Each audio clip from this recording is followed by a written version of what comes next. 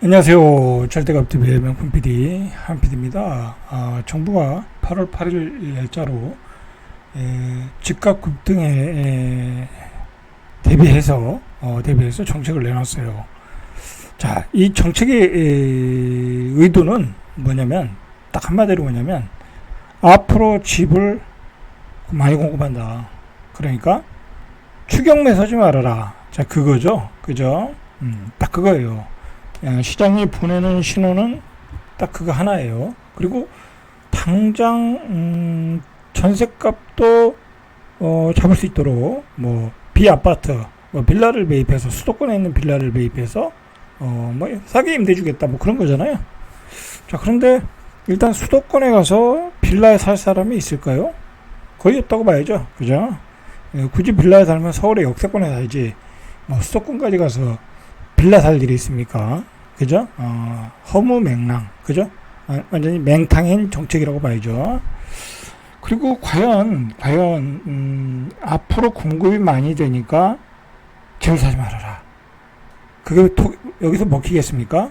안 먹힌다고 봐야죠. 왜 안 먹히냐면, 지금, 아무리 빨라도, 이제, 그린벨트 지역에 아파트를 공급한다는 게, 아무리 빨라도 8년.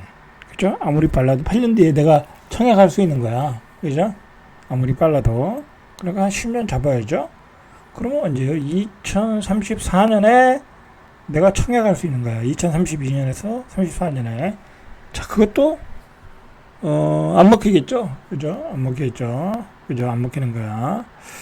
자, 그리고, 또 문제가 뭐냐면, MB 때 보금자리 주택 그린벨트를 풀어가지고 보금자리 주택을 제공했는데, 자, 그때는 MB가 뭐라고 그러냐면 반값 아파트를 공급하겠다 또 그랬어요. 실제로 시세가 한 30%에서 뭐 많게는 한 40%까지 저렴한 아파트를 공급을 했고, 실제로 또 30% 이상 저렴했어요.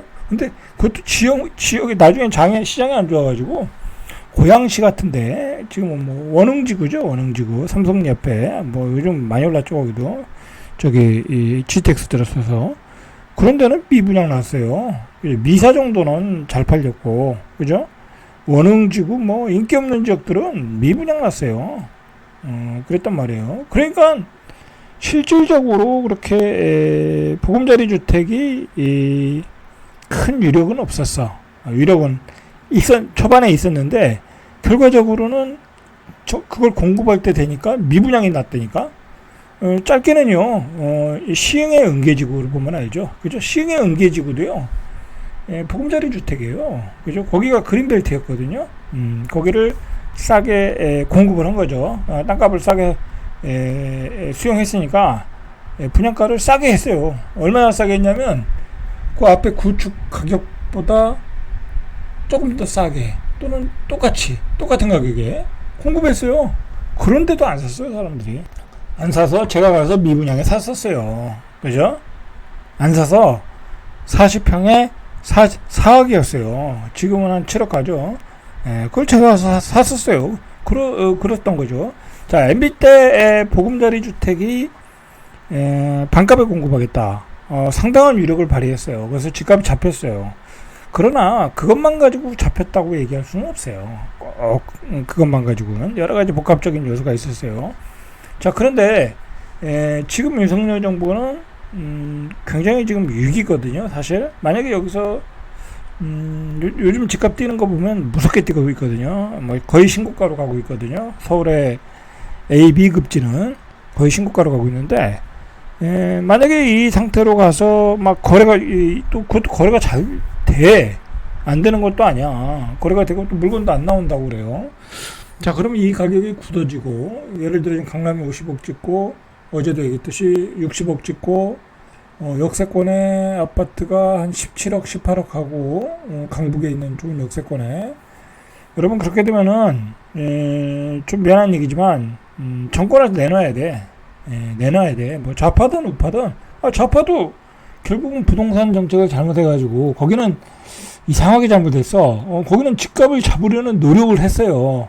했는데 미숙하다 보니까, 그죠? 미숙하다 보니까 정책을 잘못 짠 거야. 그죠? 공급 위주로 했어야 되는데 무조건 세금만 때리고 거래를 못하게 하다 보니까 시장에 물건이 안 나오니까 어떻게 됐어요? 급등을 했죠. 그 시장을 몰라도 너무 몰랐던 거죠.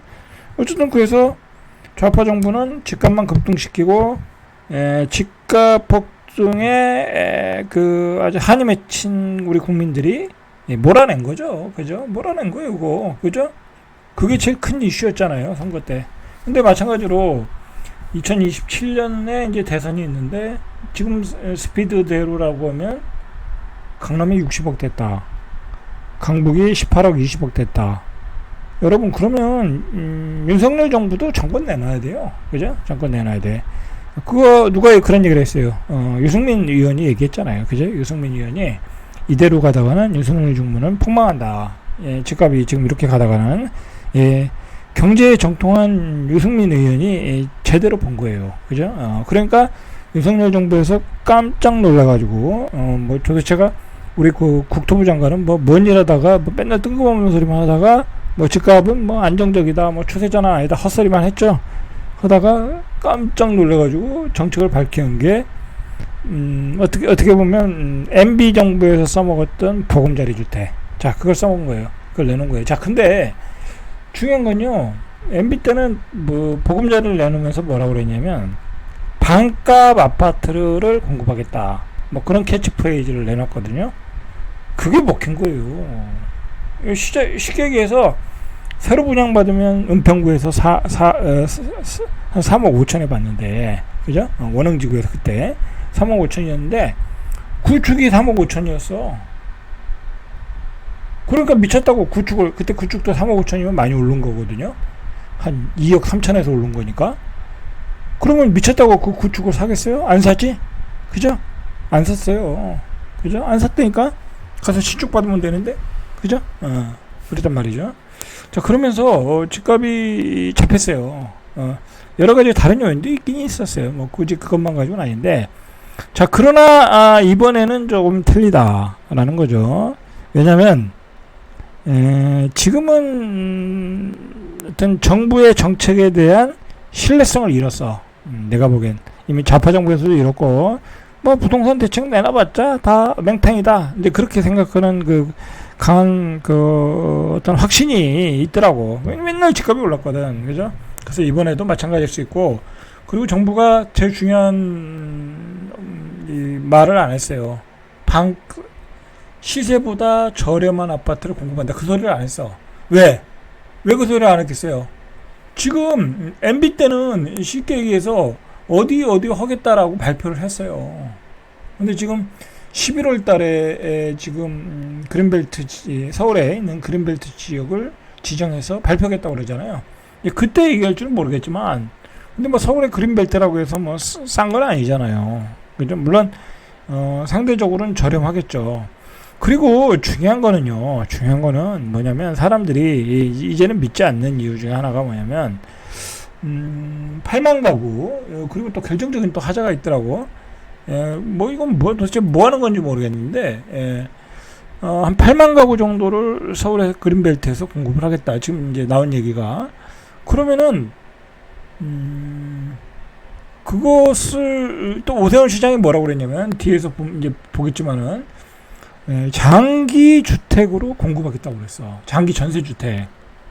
그러니까는 매매가 아닌 거야. 분양을 하겠다는 게 아니라 장기 전세 주택으로 서울의 그린벨트를 풀어서 주택을 공급하겠다. 그러면 그 얘기는 뭐예요?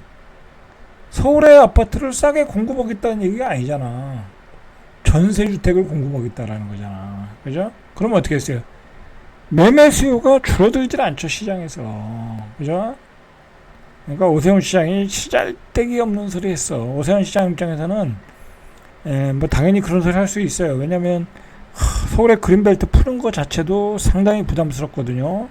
서울에 950만 인구가 때려박혀 있는데 거기에 허파의 공간을 훼손해서 또 집을 짓는다고 하면 그거 얼마나 문제가 되겠어요. 그리고 그린벨트를 풀어가지고 누군가 로또 분양을 받는다. 특히 세곡동, 내곡동에 강남에 지금 얘기가 되는 데가 강남 세곡동, 내곡동이니까 거기에 누군가가 로또 분양을 받는다. 그것도 서울 시민의 허파를 훼손해서 그건 문제가 있는 거죠. 그죠? 그거는 문제가 있는 거예요. 그렇게 하면 안 되는 거죠. 그러니까 오세훈 시장 입장에서는 그거에 대한 좀 대못을 박은 거죠. 장기 전세로만 가능하다. 그죠? 왜냐하면 장기 전세는 살다 나가면 다른 사람이 다 이용할 수 있는 거니까. 근데 그게 맞죠. 본질적으로는 오세훈 시장 얘기가 맞는 거예요. 아니 서울의 그 허파를 훼손해서 누군가가 한 6억에 분양받았는데 그 시세가 20억이 된다고 하면 그건 안 되는 거잖아요. 그죠? 말이 안 되는 거죠. 그걸